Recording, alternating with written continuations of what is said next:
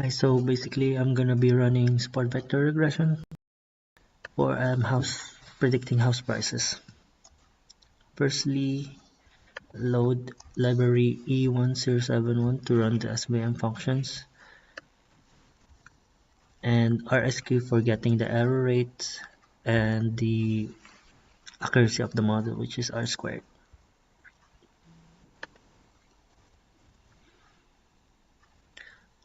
So here I'll be splitting my test and training data for validating purposes later at 80 and 20 ratio.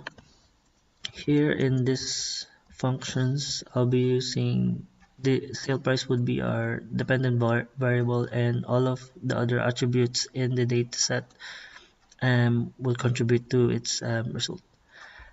The type we'll be using here is EPS regression, which allows us to make a regression model in support vector machine.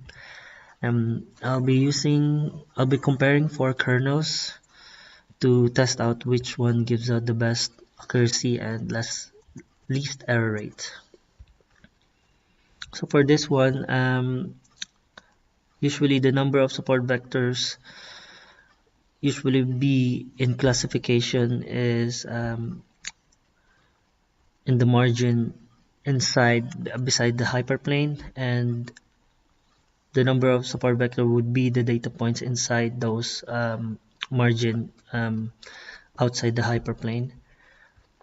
But in this case, the hyperplane would be the regression line, and these are the data points that are closest to the hyperplane. Here basically we're getting results of the predictions for 365 the data. No, not actually 365, but the test data, which is 20% of the 1460 rows. Here I will be running this to get a result later. Basically this one shows me the accuracy for R squared for our linear. Firstly is linear, poly, radial, and sigmoid. Here we can see that radial gives out the best accuracy for the model, and it also gives the root mean squared error lowest, which is 30,785. Next one is we'll be plotting.